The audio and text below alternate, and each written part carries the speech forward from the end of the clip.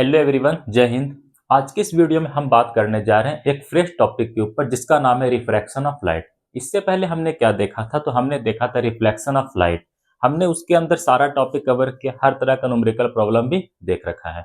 आज जो हमारा टॉपिक है वो है रिफ्रैक्शन ऑफ लाइट। तो सबसे पहले सारे बच्चे हेडिंग लगाएंगे रिफ्रैक्शन ऑफ लाइट, हम भी लगा लेते हैं refraction of light. Refraction of light.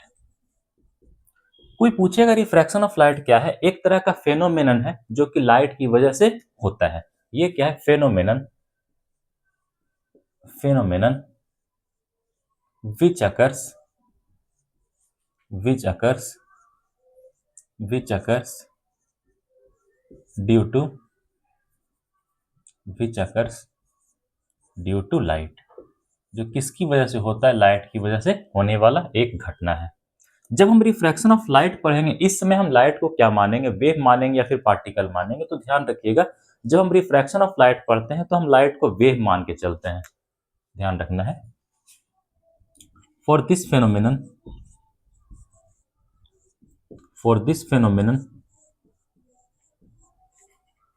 we assume that light have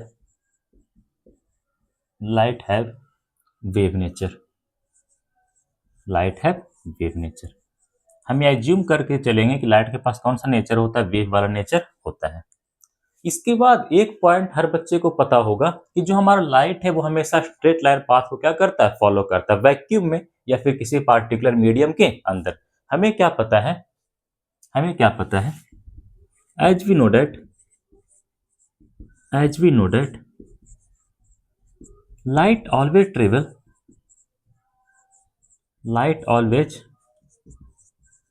travels in a straight line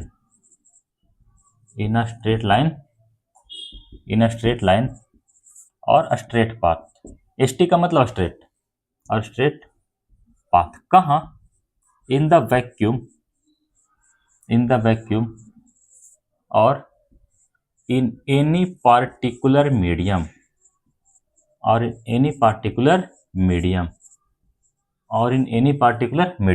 हमें एक बात पता है कि जो हमारा लाइट होता है वो हमेशा स्ट्रेट लाइन में क्या करता है? ट्रेवल करता है, मतलब स्ट्रेट लाइन पाथ को क्या करता है? फॉलो करता है।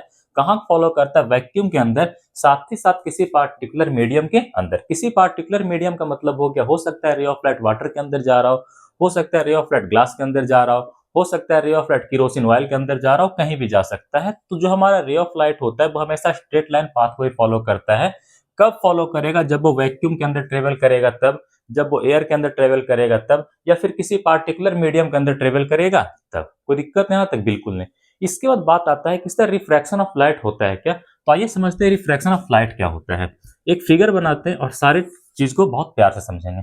मान लेते हैं कि ऊपर का जो हमारा मीडियम है वो एयर है। कौन सा मीडियम? एयर है। और नीचे का जो हमारा मीडियम है हमने माना कि वो वाटर है। हमने क्या मान लिया? कि वो वाटर है।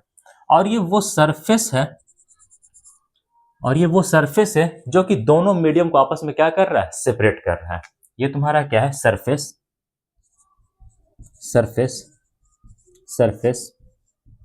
विच सेपरेट द टू मीडियम, जो कि दो मीडियम को क्या कर रहा है? सेपरेट कर रहा है। इसे क्या कहते हैं? इसे हम लोग क्या कहेंगे? कॉल्ड। इसे देखो तीन चीज कह सकते हैं। पहला कह सकते हैं बाउंड्री। इसे हम लोग क्या कह सकते हैं? बाउंड्री कह सकते हैं। और क्या कह सकते हैं? जंक्शन कह सकते हैं। और भी कुछ कह सकते हैं, बिल्कुल। इसे हम लोग इंटरफेस के नाम से भी जानते हैं। वो सरफेस जो कि दो अलग अलग मीडियम को क्या करे? सेपरेट करे, अलग कर दे, उसे हम लोग क्या कहते हैं? बाउंड्री कह सकते हैं, जंक्शन कह सकते हैं, या फिर इंटरफेस के नाम से भी जानते हैं। इसके बाद हमने माना कि यहाँ पे हमारे पास कोई लाइट का सोर्स रहा, ऐसे करके हमने बड़े प्यार से मान लिया कि सन है। क्या है? सन है। सन से कोई रे ऑफ लाइट ऐसे करके निकला और यहाँ पे क्या हो गया? इंसिडेंट हो गया। यहाँ पे क्या हो गया? इंसिडेंट हो गया। इस पॉइंट पे क्या हुआ? इंसिडेंट हुआ। इस पॉइंट का नाम हमने ओ दे दिया। कोई दिक्कत है यहाँ तक? बिल्कुल नहीं। यहाँ पे क्या बनेगा, ऐसे करके आपके लिए बड़ा प्यारा सा नॉर्मल बनेगा। ये हमारा क्या हो गया, नॉर्मल हो गया। नॉर्मल को हम किससे रिप्रेजेंट करते हैं, एन से क्या कर देते हैं, रिप्रेजेंट कर देते हैं। ये जो हमारा रे ऑफ लाइट आ रहा है इसे क्या कहते हैं, इंसिडेंट रे। इसे हम लोग क्या कहते हैं, इंसिडेंट रे। इसे हम लोग क्या कहते हैं, इंसिडेंट रे के नाम से हम लोग जानते हैं। ये एंगल को क्या कहते हैं, एंगल ऑफ इंसिडेंस। वो एंगल जो कि इंसिडेंट रे और नॉर्मल के बीच बनता है उसे हम लोग क्या कहते हैं, एंगल ऑफ इंसिडेंस के नाम से जानते हैं। ये जो तुम्हारा पॉइंट है इसे हमने ओ से रिप्रेजेंट किया है। इस पॉइंट को हम लोग क्या कहते हैं, पॉइंट ऑफ इंसिडेंस, पीओआई कहते हैं। पीओआई का मतलब क्या हो गया, point of incidence. Point of incidence, point of incidence. कोई दिक्कत है यहाँ तक, बिल्कुल भी नहीं। जरा सोचो और समझो और बताओ, अगर यहाँ पे मीडियम चेंज नहीं होता तो ये रे ऑफ लाइट तुम्हारा कैसे चला जाता, ऐसे चला जाता, बिल्कुल सीधा जा रहा था, सीधा चलते चला जाता, स्ट्रेट लाइन पाथ पे जाता आराम से, ठीक है। लेकिन यहाँ पे क्या हो गया, मीडियम चेंज हो गया। मीडियम क्या हो गया, चेंज हो गया। मीडियम चेंज होने की वजह से क्या होता है कि जो तुम्हारा रे ऑफ लाइट होता है वो अपने पाथ से डेविएट हो जाता है, अपने पाथ से भटक जाता है, अपने पाथ में थोड़ा सा बेंडिंग लेके आता है, थोड़ा सा मुड़ जाता है, ठीक है।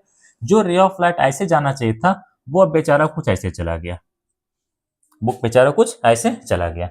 मतलब ध्यान रखिएगा, ये तुम्हारा क्या था, ओल्ड पाथ।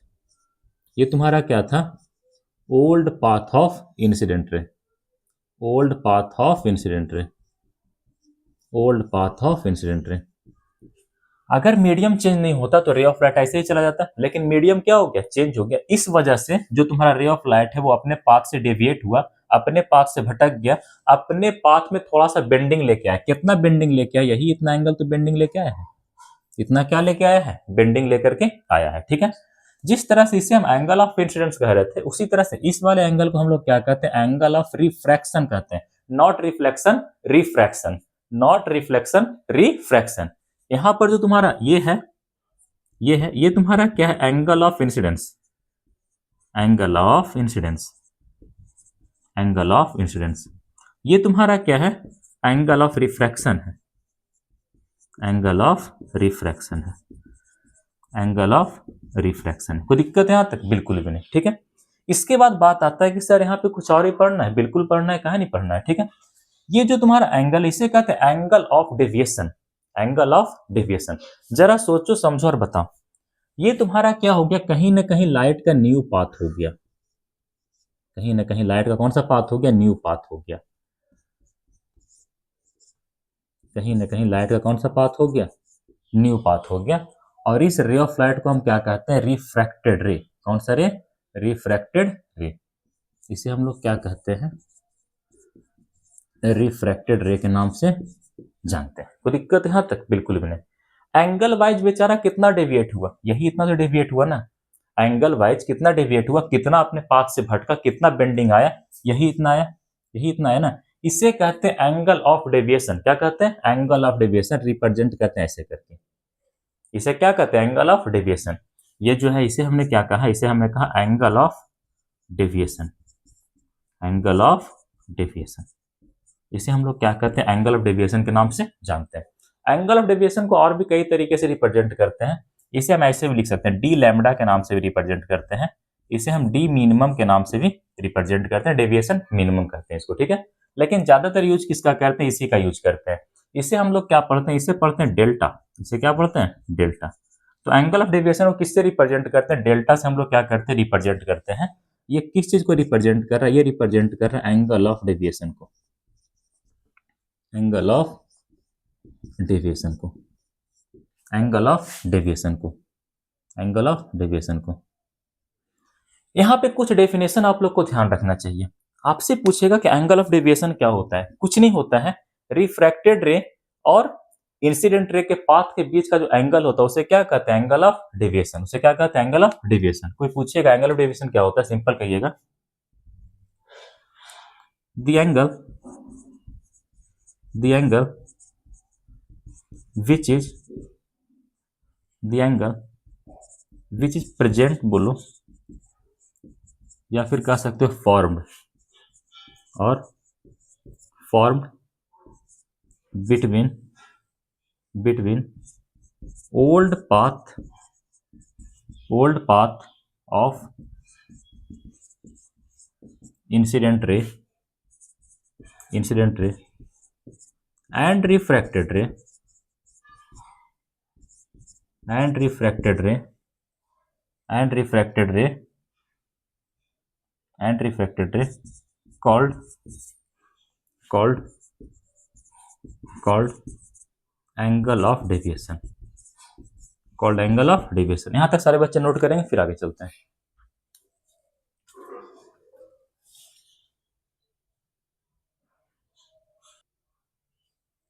हो गया? Yes sir.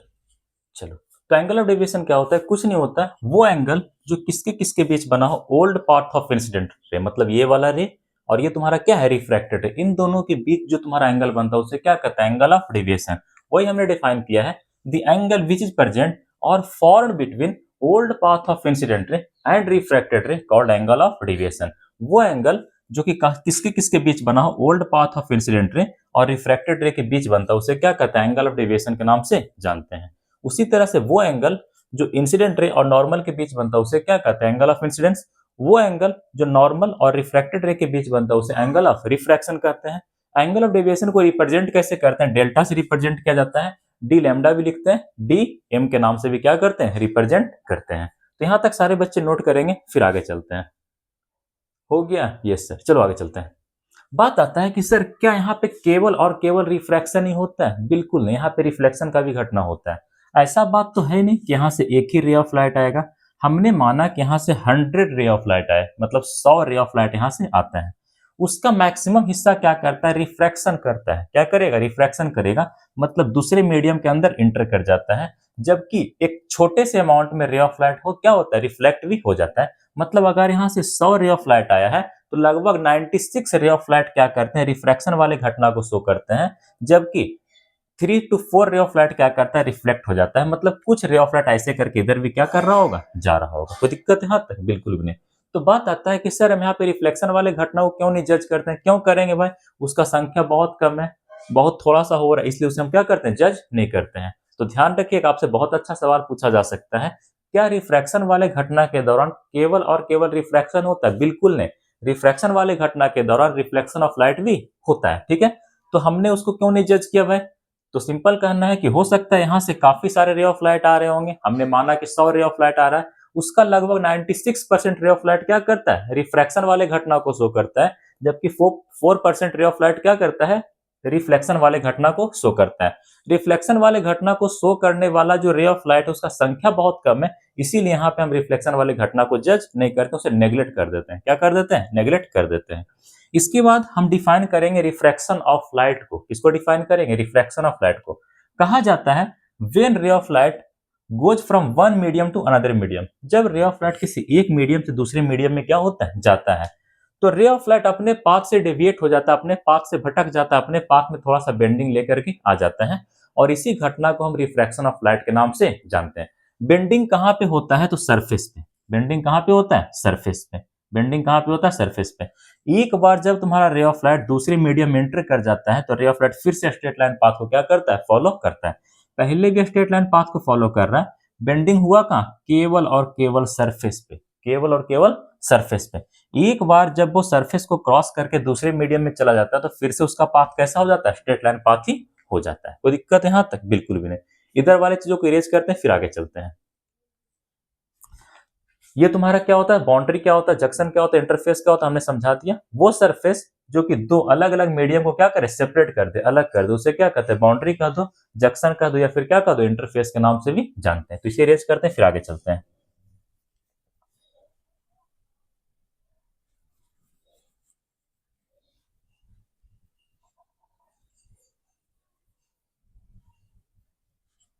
चलो,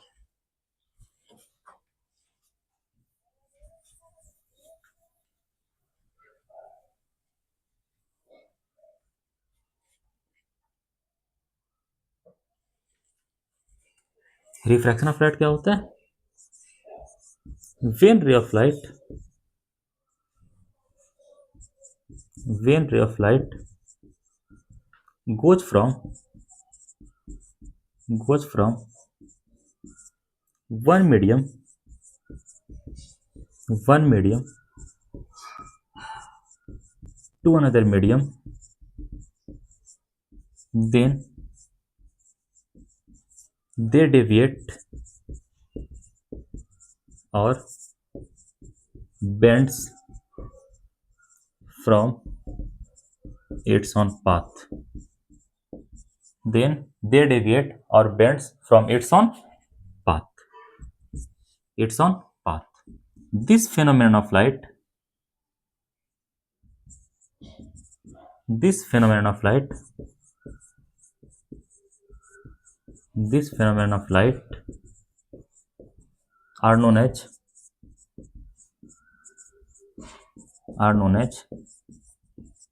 refraction of light.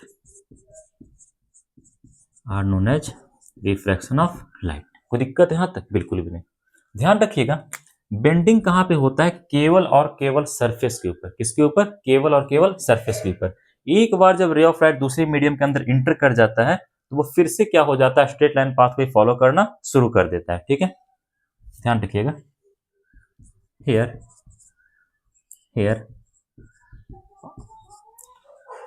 bending of light occurs on the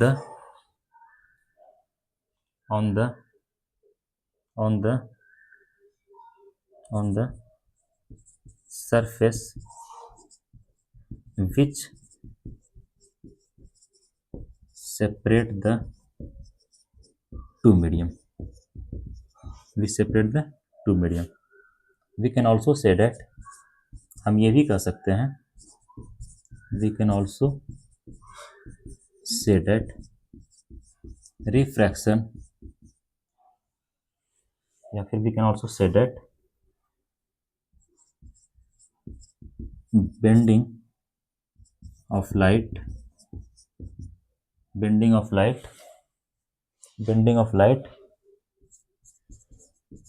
occurs on the junction बोलो, occurs on the जंक्शन बोलो, और क्या कह सकते हो? इंटरफेस बोल सकते हो, या फिर और क्या कह सकते हो? बाउंड्री कह सकते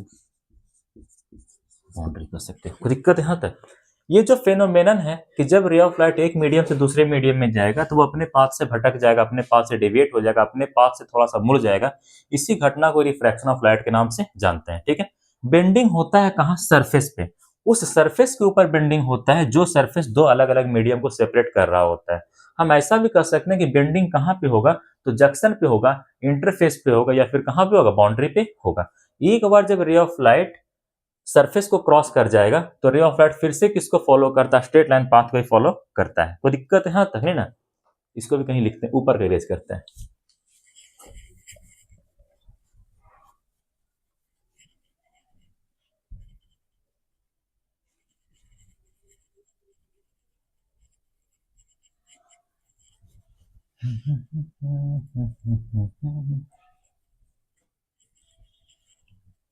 हो गया, चलो आगे चलते हैं।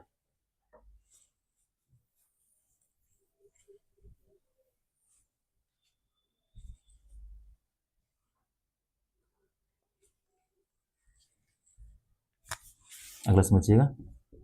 once when ray of light cross the once when ray of light cross the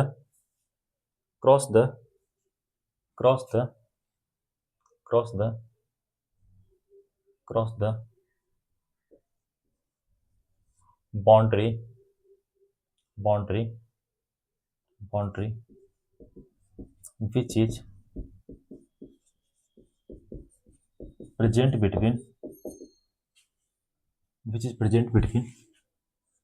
which is present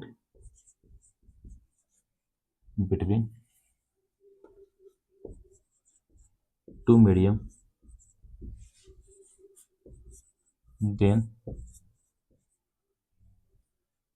then ray of light again follow the straight line path, रे ऑफ लाइट दोबारा से किसको फॉलो करना शुरू कर देता है, स्ट्रेट लाइन पाथ को फॉलो करना शुरू कर देता है। ठीक है, ये था तुम्हारा पूरा का पूरा रिफ्रैक्शन। तो रिफ्रैक्शन एक बार फिर समझाते हैं, जब रे ऑफ लाइट एक मीडियम से दूसरे मीडियम में चला जाता है तो रे ऑफ लाइट के अंदर क्या होता है, बेंडिंग हो जाता है। इसी को हम लोग क्या कहते हैं, रिफ्रैक्शन ऑफ लाइट के नाम से जानते हैं। बेंडिंग कहाँ पे होता है, उस सरफेस के ऊपर होता है जो सरफेस दो अलग अलग मीडियम को सेपरेट कर रहा होता है। आप ऐसा भी कर सकते हैं कि बेंडिंग कहाँ पे होगा, जंक्शन पे होगा, इंटरफेस पे होगा, या फिर कहाँ पे होगा, बाउंड्री पर होता है, या फिर कहाँ होता है, बाउंड्री पे होता है। ठीक है, एक बार जब रे ऑफ लाइट बाउंड्री को क्रॉस कर जाएगा तो रे ऑफ लाइट फिर से किसको फॉलो करता है, स्ट्रेट लाइन पाथ को फॉलो करता है। आप देख सकते हैं कि इस बाउंड्री से पहले भी कैसा चल रहा था, स्ट्रेट लाइन पाथ पे चल रहा था। बाउंड्री को क्रॉस करने के बाद बेचारा कैसा चल रहा है, स्ट्रेट लाइन पाथ पे चल रहा है। बेंडिंग केवल और केवल इस पॉइंट पे हुआ था, इस सरफेस पे हुआ था, इस जंक्शन पे हुआ था, इस इंटरफेस पे हुआ था। कोई दिक्कत यहां तक? बिल्कुल भी नहीं। इसके बाद वो वाला पॉइंट भी लिखवा देते हैं कि अगर यहाँ पे 100 रे ऑफ लाइट आएगा तो लगभग उसका 96% पार्ट क्या करता है, रिफ्लेक्शन ऑफ लाइट करता है, जबकि 4% रे ऑफ लाइट क्या करता है, रिफ्लेक्शन ऑफ लाइट करता है। ठीक है, अब क्योंकि जो रे ऑफ लाइट रिफ्लेक्शन कर रहा है उसका नंबर बहुत कम है, इसीलिए हम उसे क्या करते हैं, नेग्लेक्ट कर देते हैं। क्या कर देते हैं, नेग्लेक्ट कर देते हैं। कोई दिक्कत यहां तक नहीं ना? ध्यान रखिएगा नोट पॉइंट करके।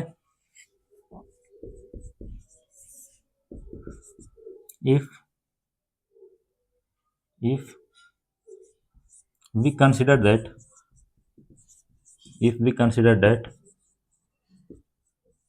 100 ray of light 100 ray of light incident on the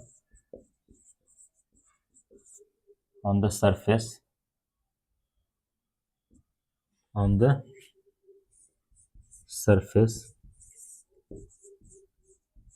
or boundary, then approx 96% rays perform the phenomenon of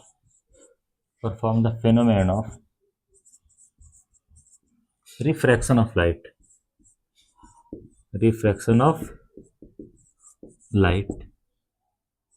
and approx 4% rays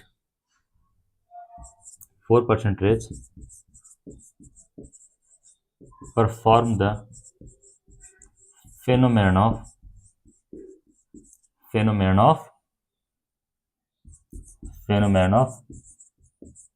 reflection of light. मतलब कुछ रे ऑफ लाइट ऐसे भी करके जा रहा होगा, नो डाउट ऐसे भी करके क्या कर रहा होगा, जा रहा होगा। इसका संख्या इतना कम होता है कि हम रिफ्लेक्शन ऑफ लाइट को यहाँ पे क्या कर देते हैं, नेग्लेक्ट कर देते हैं। उसके बारे में कोई वार्तालाप यहाँ पे नहीं किया जाता है। ठीक है, थोड़ा सा और नीचे लिखते हैं।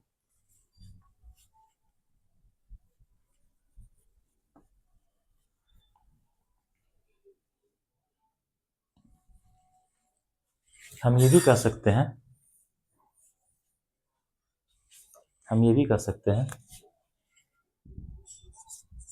we can say that both reflection and refraction occurs simultaneously. We can say that both reflection and refraction occur simultaneously, but reflection of light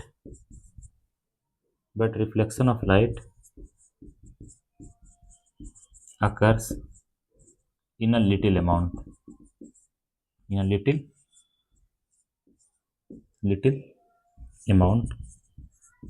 and hence we neglect them. इसीलिए हम उसे क्या करते हैं, नेग्लेक्ट कर देते हैं। ठीक है, तो ध्यान रखिएगा, अगर यहाँ पे 100 रे ऑफ लाइट क्या करता है, बाउंड्री के ऊपर या फिर जंक्शन के ऊपर क्या करता है, इंसिडेंट होता है, आकर के इसके ऊपर गिरता है, तो इसका लगभग 96% रे ऑफ लाइट क्या करता है, रिफ्लेक्शन वाले घटना को शो करता है, जबकि 4% रे ऑफ लाइट क्या करता है, रिफ्लेक्शन वाले घटना को शो करता है। ठीक है, अब क्योंकि जो रे ऑफ लाइट रिफ्लेक्शन वाले घटना को शो कर रहा है उसका नंबर बहुत ही कम है, काफी कम संख्या में, इसीलिए यहाँ पर हम रिफ्लेक्शन को क्या करते हैं, नेग्लेक्ट करके चलते हैं। ठीक है, हम ये मानते हैं कि केवल और केवल क्या हो रहा है, रिफ्रैक्शन ही हो रहा है। ठीक है, ये हमारा बेसिक इंट्रोडक्शन, तो यहाँ तक नोट करिएगा, फिर हम लोग आगे चलते हैं।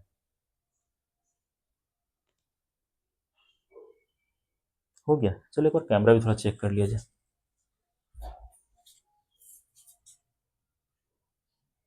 अच्छा, आज तो कुछ भी नहीं कट रहा है भाई, बहुत अच्छा। चलो मिटा दिया जाए। यस सर, बिल्कुल यस सर।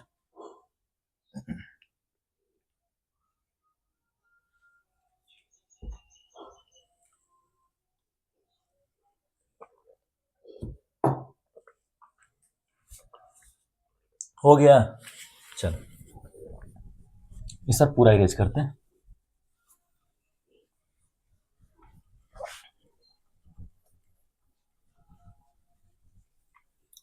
अब ध्यान रखिएगा, जब भी आप रिफ्रैक्शन ऑफ लाइट पढ़िएगा ना, तो इसके अंदर आपको दो तरह का मीडियम देखने को मिलेगा। रिफ्लेक्शन में हमें तीन तरह का मीडियम देखने को मिल रहा था ना, transparent medium, translucent medium, opaque medium. Refraction में हमें मुख्यतः दो तरह के मीडियम देखने को मिलता है। पहले को कहते हैं रेयर मीडियम, दूसरे को क्या कहते हैं, डेंसर मीडियम के नाम से जानते हैं। कोई दिक्कत है यहाँ तक? जब हम रिफ्रैक्शन ऑफ लाइट पढ़ेंगे तो हमें कुल दो तरह के मीडियम देखने को मिलता है हमारे सिलेबस के अकॉर्डिंग। एक होता है तुम्हारा रेयर मीडियम, दूसरा क्या होता है, डेंसर मीडियम। रेयर मीडियम क्या होता है, डेंसर मीडियम क्या होता है, सब कुछ डिटेल में सीखेंगे, वो भी अभी। ठीक है, चलो ध्यान रखिएगा। When we study about when we study about the phenomenon of refraction of light, then then then then we observe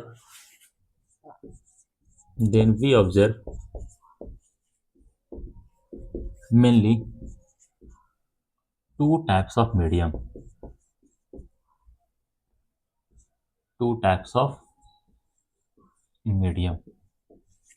कौन कौन होता है जरा ध्यान रखिएगा। डेट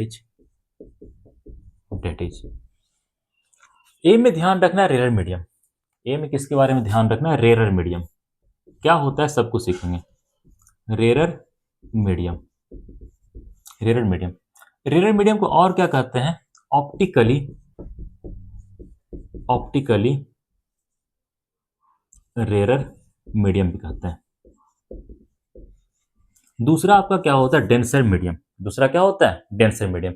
डेंसर मीडियम को और क्या कहते हैं, ऑप्टिकली डेंसर मीडियम के नाम से भी हम लोग जानते हैं। ठीक है, दूसरा क्या होता है तुम्हारा, denser medium.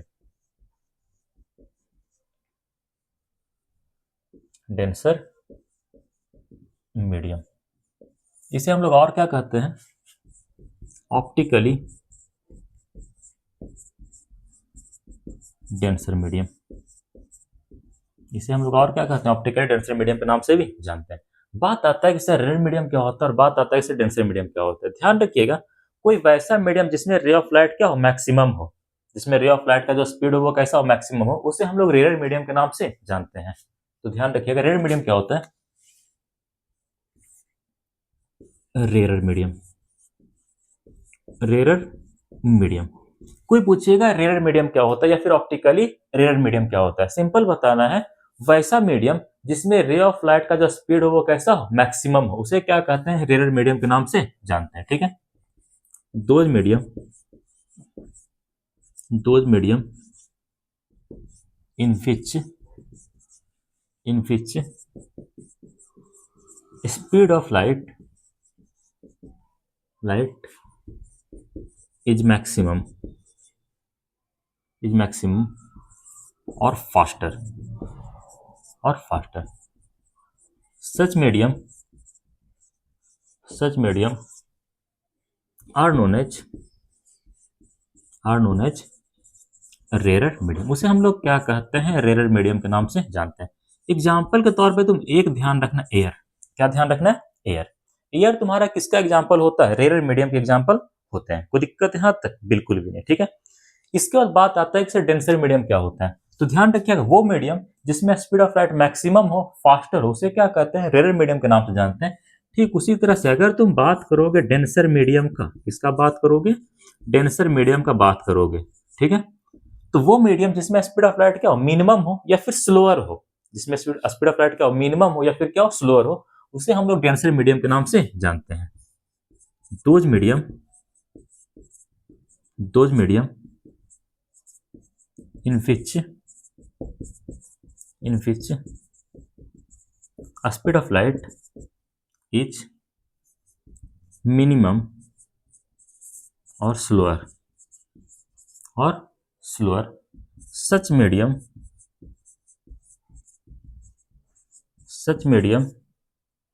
are known as denser medium उसे हम लोग क्या कहते हैं, डेंसर मीडियम के नाम से जानते हैं। बात आता है कि सर इसका एग्जाम्पल क्या क्या होगा, जरा ध्यान रखिएगा। एग्जाम्पल के तौर पे जो तुम्हारा वाटर है, water is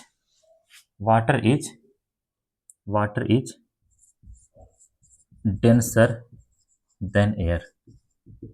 water is denser then air का मतलब क्या हो गया कि जो यहाँ पे वाटर है वो तुम्हारा डेंसर मीडियम की तरह बिहेव कर रहा है, और जो तुम्हारा एयर है वो किसकी तरह बिहेव कर रहा है, रेयर मीडियम की तरह बिहेव कर रहा है। ठीक है, water is denser then air, इसका मतलब क्या हो गया कि जो तुम्हारा वाटर है वो डेंसर मीडियम की तरह बिहेव कर रहा है।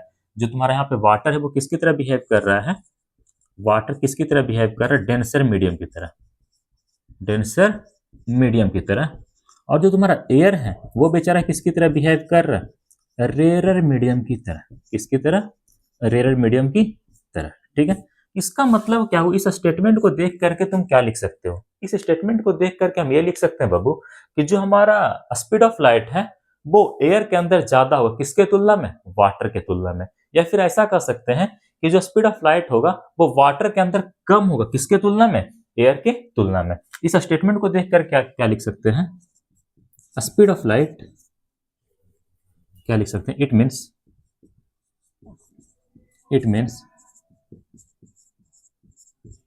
Speed of light.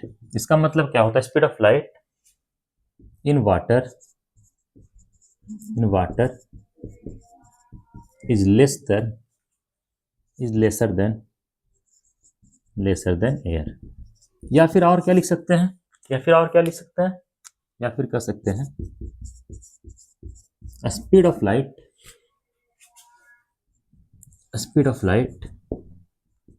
Is more in air as compare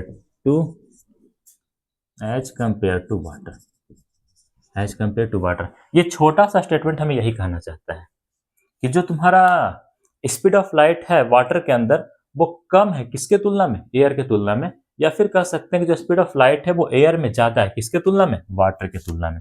दूसरा एग्जांपल देख सकते हैं,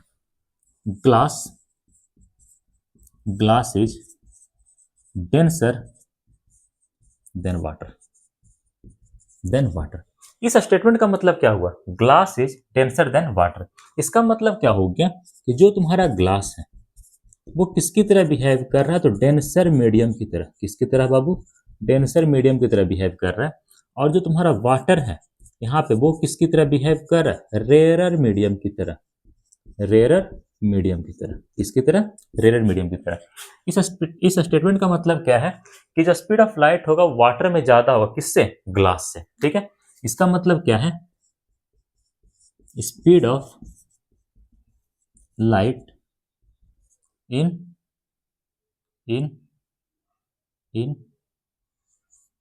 water greater than speed of light in glass. कोई दिक्कत है यहां तक, बिल्कुल भी नहीं। 2 एग्जाम्पल हो गया, तीसरा एग्जाम्पल देखिएगा। ठीक है, तीसरा एग्जाम्पल देखना है। ग्लास हो गया ना, वाटर हो ही गया, चलो अगला लिखते हैं। Kerosene is denser than water. Then water. Kerosene जो है डेंसर है वाटर से। इसका मतलब क्या है, केरोसिन तुम्हारा बन गया डेंसर मीडियम, डीएम का मतलब डेंसर मीडियम, और वाटर तुम्हारा यहाँ पे क्या बन गया, रेयर मीडियम, आरएम का मतलब रेयर मीडियम।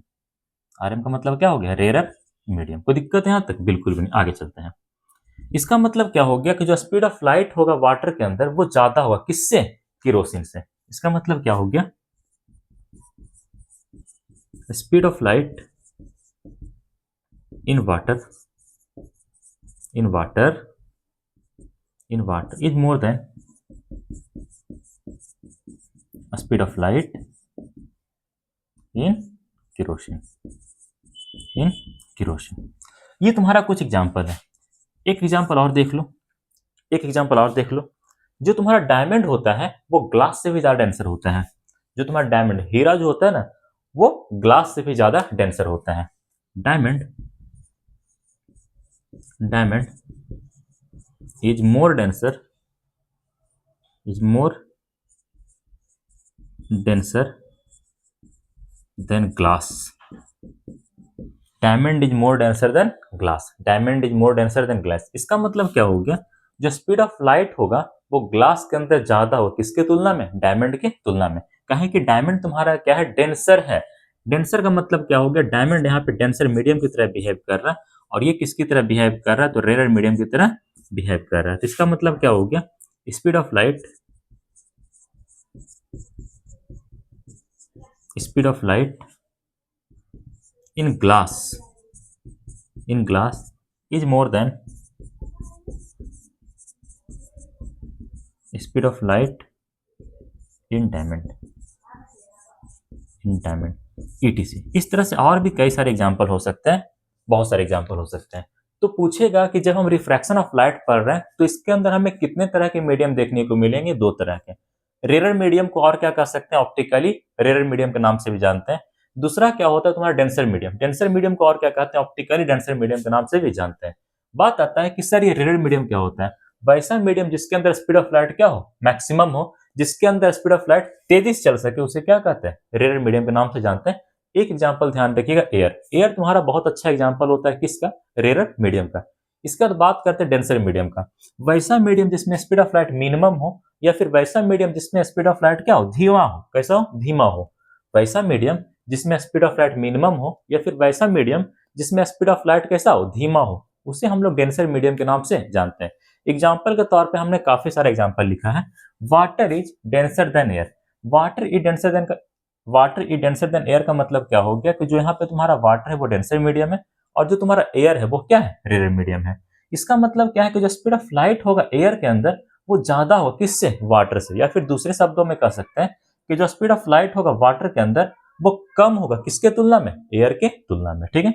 दूसरा एग्जाम्पल हमने क्या लिखा है, glass is denser than water. मतलब ग्लास जो है डेंसर मीडियम की तरह बिहेव कर रहा है यहाँ पे, और वाटर किसकी तरह, रेयर मीडियम की तरह बिहेव कर रहा है। अब जो रेयर होगा उसके अंदर स्पीड ऑफ लाइट क्या होगा, ज्यादा होगा। वही हमने लिखा है, speed of light in water is greater than speed of light in glass. तीसरा हमने लिखा है कि जो केरोसिन है वो डेंसर होता है वाटर से। इसका मतलब क्या हो गया, केरोसिन डेंसर मीडियम और वाटर तुम्हारा रेयर मीडियम। अगर तुम्हारा केरोसिन डेंसर मीडियम है तो जाहिर सी बात है कि जो स्पीड ऑफ लाइट होगा केरोसिन के अंदर वो कम होगा, और जो स्पीड ऑफ लाइट होगा वाटर के अंदर वो क्या होगा, ज्यादा होगा। वही हमने लिखा, speed of light in water greater than speed of light in kerosene. इसके बाद हमने आखिरी एग्जांपल लिया है, diamond is more denser then glass. मतलब डायमंड जो है डेंसर मीडियम की तरह बिहेव करेगा, किसके लिए, ग्लास के लिए। किसके लिए, ग्लास के लिए। मतलब जब हम डायमंड और ग्लास का तुलना करेंगे तो डायमंड हमारा डेंसर मीडियम निकलेगा, और ग्लास हमारा कौन सा मीडियम, रेयर मीडियम निकल करके आएगा। इसका मतलब क्या हो गया कि जो स्पीड ऑफ लाइट होगा ग्लास के अंदर वो ज्यादा होगा, किससे, डायमंड से। आप देख सकते हैं कि कोई मीडियम कहीं पर रेयर था तो कहीं पे बेचारा डेंसर बन गया। जरा इसको तुलना करो। वाटर यहाँ पे क्या है, डेंसर मीडियम। क्या है, डेंसर मीडियम। मतलब जब हमने वाटर का तुलना एयर से किया तो वाटर हमारा डेंसर मीडियम निकल गया। लेकिन ठीक अगले ही एग्जाम्पल में जब हमने ग्लास का तुलना वाटर के साथ किया, जब हमने ग्लास की तुलना वाटर के साथ किया तो वाटर हमारा क्या बन गया, रेयर बन गया। वाटर क्या बन गया, रेयर बन गया। और यहाँ पे वाटर क्या बन गया, डेंसर बन गया। कोई दिक्कत है यहाँ तक? पहले वाले एग्जाम्पल में वाटर तुम्हारा डेंसर मीडियम था, दूसरे वाले एग्जाम्पल में वाटर तुम्हारा क्या बन गया, रेयर मीडियम बन गया। ठीक है। तीसरे वाले एग्जाम्पल में जरा देखो, kerosene is denser than water. मतलब तीसरे एग्जाम्पल में जो तुम्हारा वाटर है वो रेयर मीडियम बन गया, ठीक है, जबकि पहले में वाटर क्या था, तुम्हारा डेंसर मीडियम था, ठीक है। आखिर एग्जाम्पल में देखो, diamond is more denser then glass, diamond is more denser then glass.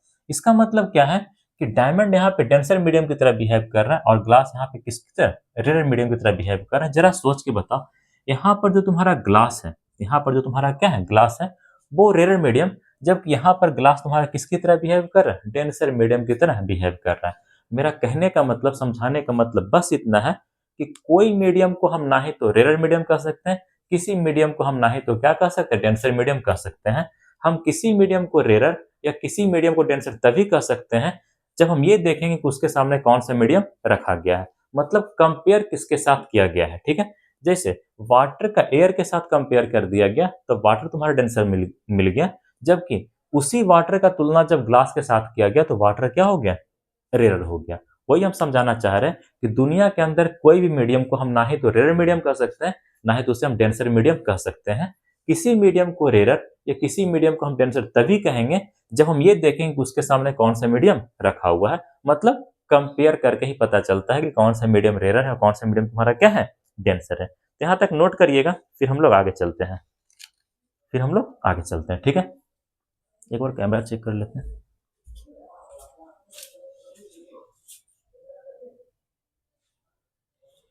हो गया, थोड़ा सा लगता है ऊपर का कट रहा है क्या।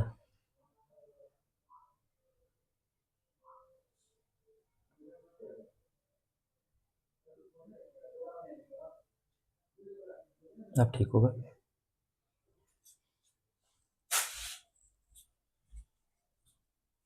हो गया, चलो ये वाला नोट पॉइंट लिखवाते हैं, बहुत अच्छा पॉइंट है।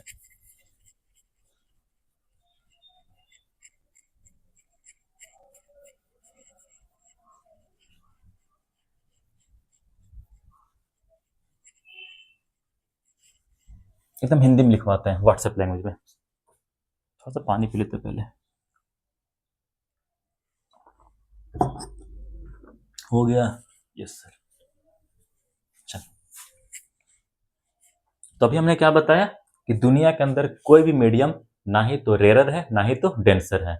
किसी मीडियम को रेयर या किसी मीडियम को डेंसर हम तभी कहेंगे जब हम ये देखेंगे कि उसका तुलना कौन से मीडियम के साथ किया गया है, ठीक है। कंपेयर करके ही पता चलता है कौन सा मीडियम रेयर है, कौन सा मीडियम डेंसर है। चलो इस बात को लिखते हैं।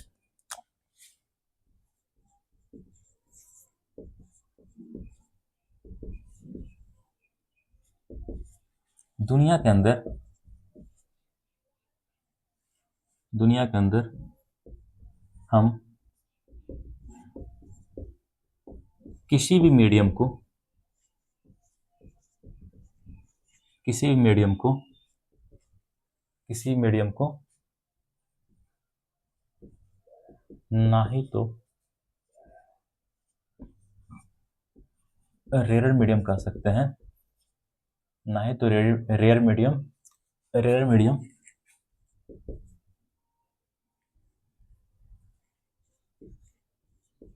कह सकते हैं, और ना ही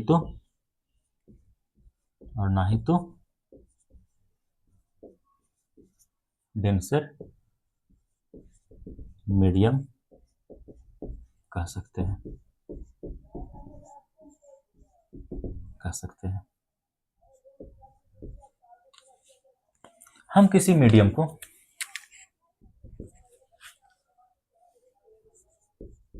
हम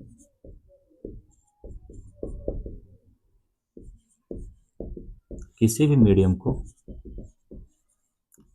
रेयर या फिर डेंसर या फिर डेंसर या फिर डेंसर तभी कह सकते हैं तभी कह सकते हैं जब हम जब हम जब हम ये देखेंगे कि उनका तुलना उनका उनका कंपेयर भी लिख सकते हो, कंपेयर का मतलब क्या होता है? तुलना। उनका कंपेयर किसके साथ किया गया है? किसके साथ किया गया है? किया गया है। चलो, दुनिया के अंदर हम किसी भी मीडियम को ना ही तो रेरर मीडियम कह सकते हैं और ना ही तो डेंसर मीडियम कह सकते हैं। हम किसी भी मीडियम को रेरर या फिर डेंसर तभी कह सकते हैं जब हम ये देखेंगे कि उनका कंपेयर मतलब तुलना किसके साथ किया गया है। किसके साथ किया गया? As for example, as for example, as for example, as for example, water, water, water क्या है? डेंसर है किसके तुलना में? एयर की तुलना में। वाटर तुम्हारा क्या है? डेंसर है किसके तुलना में? एयर की तुलना में। वाटर तुम्हारा क्या है? डेंसर है किसके तुलना में? एयर की तुलना में। या फिर ऐसे भी लिख सकते हो, जब हमने तुलना किया वाटर और एयर का तो क्या मिला? वाटर हमारा डेंसर मिल गया। वाटर क्या मिल गया? डेंसर मिल गया। ठीक उसी तरह से जब हमने तुलना किया किसका? ग्लास का और वाटर का, तो हमें क्या देखने को मिला कि जो हमारा ग्लास है वो बेचारा इस बार डेंसर हो गया और वाटर तुम्हारा क्या हो गया? रेयर हो गया। एक डेंसर तो दूसरा खुद ब खुद क्या होगा? रेयर होगा। तीसरा एग्जांपल हम क्या देख सकते हैं? जब हमने तुलना कर दिया केरोसिन का और किस चीज का? वाटर का, तो यहाँ पे केरोसिन क्या हो गया? डेंसर हो गया। केरोसिन तुम्हारा क्या हो गया? डेंसर हो गया। केरोसिन क्या हो गया? डेंसर हो गया। उसी तरह से, उसी तरह से जब हमने तुलना कर दिया किसका? ग्लास का और किसका बाबू? डायमंड का, तो हमने क्या पाया कि जो हमारा डायमंड है वो क्या हो गया? डेंसर हो गया। डायमंड हमारा क्या हो गया? डेंसर हो गया एटीसी। तो आप देख सकते हैं हम तुलना करके ही बता सकते हैं कि कौन सा मीडियम रेयर और कौन सा मीडियम डेंसर होगा। तो यहाँ तक सारे बच्चे नोट करेंगे। आज के क्लास के आखिरी टॉपिक को पढ़ाते हैं, फिर क्लास को फिनिश करते हैं। यहाँ तक नोट कर लीजिए।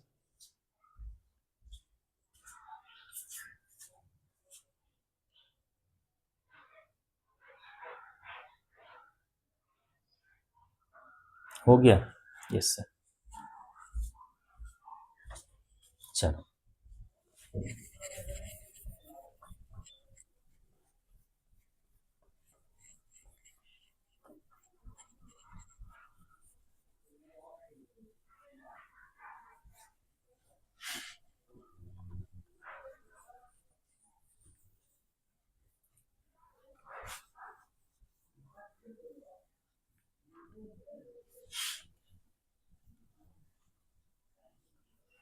चलिए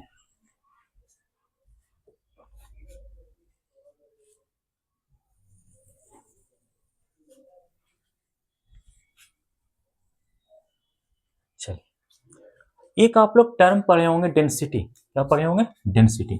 एक हम लोग टर्म पढ़ते हैं डेंसिटी। डेंसिटी, डेंसिटी को हम स्मॉल डी से क्या करते हैं? रिप्रेजेंट करते हैं। डेंसिटी होता है तुम्हारा क्या? मास पर यूनिट वॉल्यूम। मास पर यूनिट वॉल्यूम, इसे हम लोग क्या कहते हैं? डेंसिटी कहते हैं। ठीक है, इसका अगर हम फार्मूला की बात करें तो फार्मूला क्या निकल के आता है? Density equal to, density equal to mass upon volume. Mass upon volume, इसी को शॉर्ट में ऐसे लिख सकते हैं, D equal to M upon V. M upon V. इसका अगर हम यूनिट की बात करें, इसका क्या, कौन सी बात करें? यूनिट की बात करें।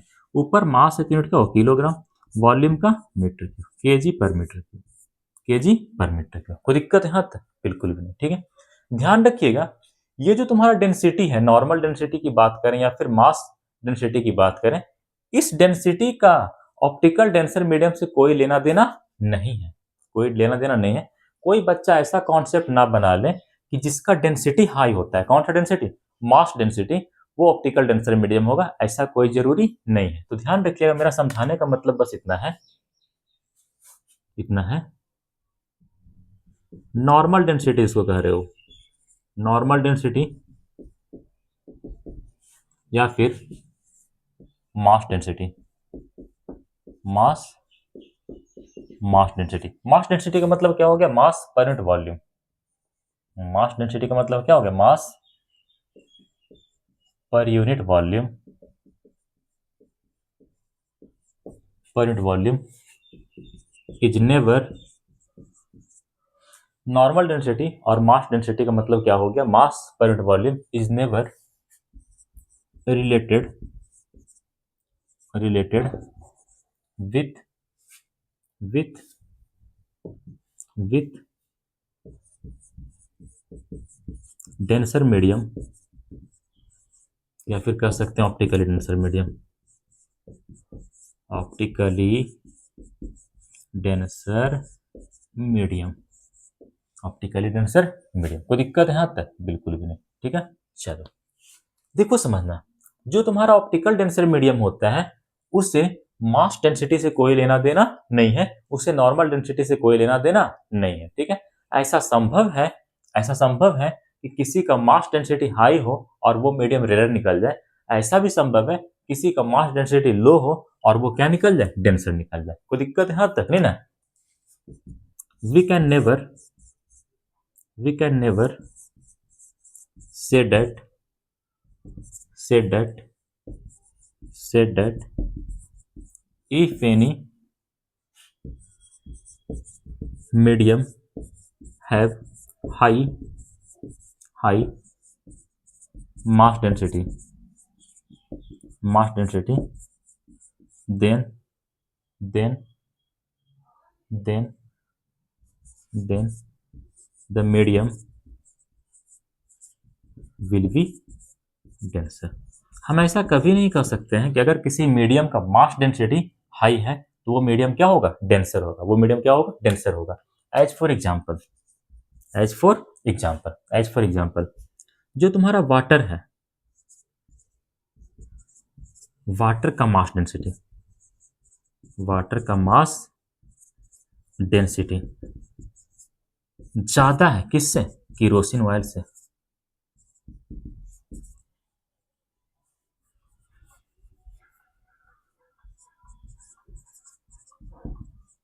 Kerosene,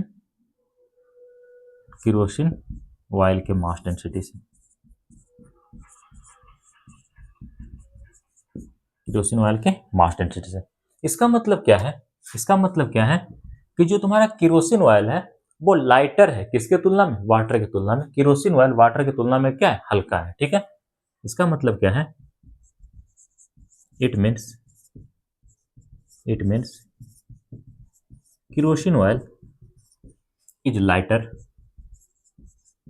is lighter than water, is lighter than water, is lighter than water, and hence, और यही कारण है, and hence kerosene oil, kerosene oil float over the water। यही कारण है कि केरोसिन ऑयल क्या होता है, पानी के ऊपर तैरता है। जरा देखो, सोचो, समझो और बताओ, वाटर का डेंसिटी ज्यादा है किससे, केरोसिन ऑयल से, लेकिन एक्सपेरिमेंट किया गया तो पाया गया कि जो तुम्हारा केरोसिन है वो ऑप्टिकली डेंसर है और वाटर तुम्हारा क्या है, ऑप्टिकली रेयर है। ऑप्टिकली क्या है, रेयर। केरोसिन का स्पेलिंग KEROSIN होता है, केरोसिन। ऐसे अब सही है। ठीक है, जब एक्सपेरिमेंट किया गया तो पता चला कि जो तुम्हारा केरोसिन ऑयल है वो डेंसर मीडियम है किसके तुलना में, वाटर के तुलना में। ठीक है, but experimentally, but experimentally it is observed that, it is observed that that kerosene oil is is is optically denser than water, than water, than water, then water. इसका मतलब क्या हुआ कि जो स्पीड ऑफ लाइट होगा वो kerosene के अंदर स्लोअर होगा किसके तुलना में, वाटर के तुलना में। It means